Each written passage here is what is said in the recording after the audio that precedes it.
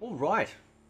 So when I did like one of my last videos and was going through all the different endings for the characters in Mortal Kombat 1, the Reiko ending sort of really stuck out to me. Reiko's my boy. He's one of the best characters in MK1 to use, as a fighter. But his ending really sort of sparked that real deep lore interest again in the game, and the fact that I think that Onaga would ultimately save the storyline when it comes to Mortal Kombat 1. Now, if you go back and see previous videos that I had done well before the game ever came out, the speculation on whether or not we'd actually get Onaga back, based on leaks and whatnot, talking about Damashi, and then of course they actually did talk about Damashi in the actual storyline for MK1. Damashi was essentially like this, this spirit, if you will, this spirit form that came to Shujinko and led him down a path to eventually freeing the Dragon King, which is terrible. Dumbass. Should have known better, right? So, ultimately, right, when they mentioned and the leaks were coming out about Damashi, I thought, ooh, we're getting the Dragon King back, right? We had a conversation, I think it was between Cetrion and Liu Kang in MK11, where it was mentioned that Liu Kang actually had the blood of Onaga running through him, or the fire, if you will. And therefore, I can't remember word for word, but I'm pretty sure. I did a video on it anyway. So, and then we get to the ending of MK1, and what do we get? Havoc. Now, Havoc's a great character. But why Havoc? Now, Havoc is all about chaos. He feeds on chaos. Unleashing the Dragon King will ultimately feed even more into that, because the Dragon King, from what it has always sort of been portrayed as being this absolute behemoth monstrosity. I was going to combine the two words there, right? That is just incapable of being stopped. And it talks about in this ending how General Shao's ancestors were the ones that actually tamed the Dragon King.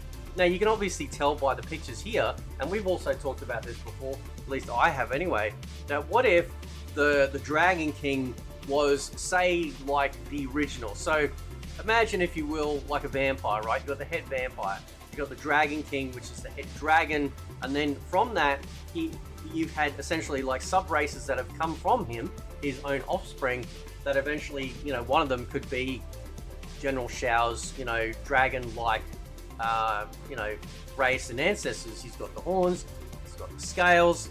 We've talked about before how Goro and Kintaro, the Shogun, were also from, or they were half human, half dragon, okay? The Dragon King, I think, could be made as an absolute pinnacle center point on almost a lot of everything from the formation of certain races to the power struggle and structure of our world that we've never really delved into in a massive way. I think they could really go down this road. Now, I haven't looked too deeply into the story leaks. I have a bit, but some of it was a bit. But I would love to see the Dragon King come back. Now, I have speculated in the past that because Havoc is so powerful, that maybe, just maybe, instead of the ending here where it's talking about how General Shao or possibly could looking at unleashing the Dragon King to fight back against either the Earthrealmers or the actual invaders from the other timeline, which is Havoc and whatnot. I've also speculated the fact that the Earthrealmers could do that too, but then that Onaga is actually a good guy, right? So imagine for a second that the reason why they had so much trouble with Onaga back in the day was because of some sort of like influence over him that was causing him to go crazy, go mental, become absolutely just like this killing machine. Imagine what if that was a scenario, right? I doubt it, but I think more than likely they would go with the fact that yes, basically, as stated here, Onaga would be like a doomsday weapon. He is almost unstoppable. You remember in Deception, the intro, with Shang Tsung, Quan Chi, and Raiden. They couldn't even stop him with all of their power combined, right? They had to escape. So he is like very, very powerful, right?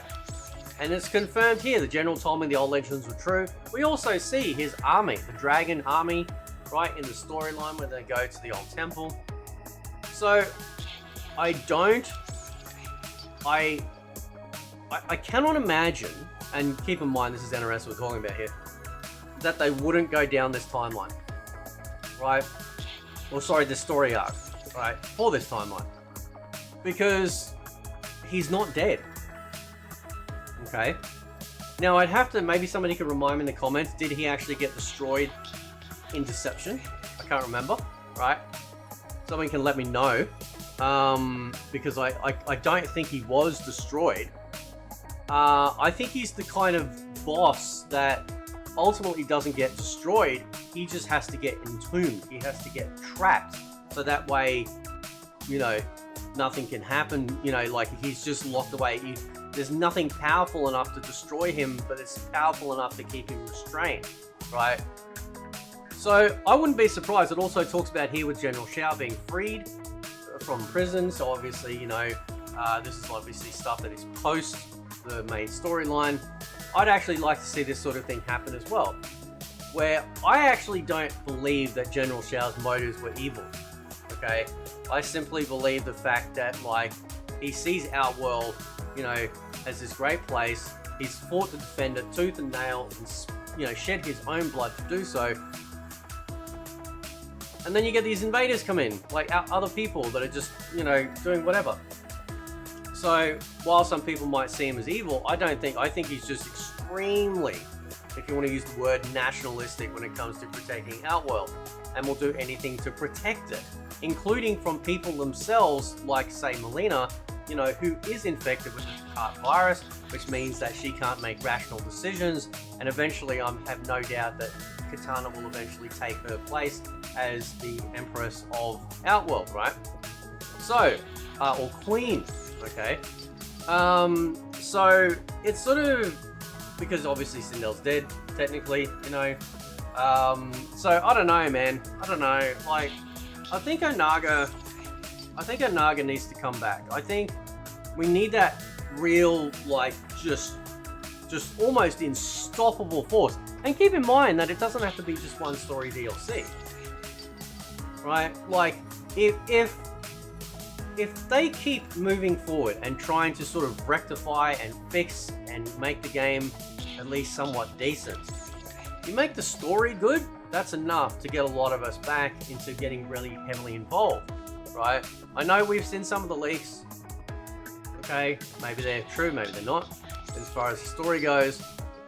But Onaga would be one of those types of, you know, types of characters that could really go up against Havoc. But then at the same time, with what Havoc's doing, his ultimate goal is to cause chaos. You unleash this unstoppable, uncontrollable weapon across Outworld and maybe the Earth Realm, then it is absolutely going to be chaos. It's just that whether or not Havoc gets caught in the crossfire either.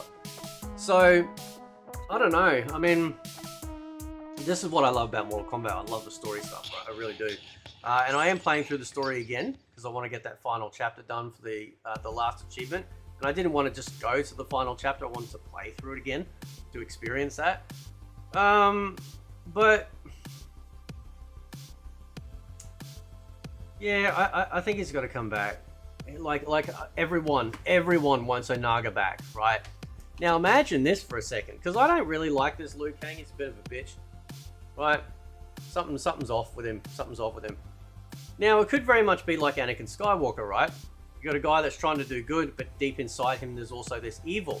If Liu Kang is also somehow a descendant, or is wielding or connected in some way to Onaga, and then Onaga returns, what if that like ignites something within Liu Kang, starts to corrupt him, and he starts to turn against everyone like a Dark Liu Kang, just like we have with Dark Raiden, right? That would be very cool, and that'd be a really nice twist, because, you know, you got Onaga out there. What do you do?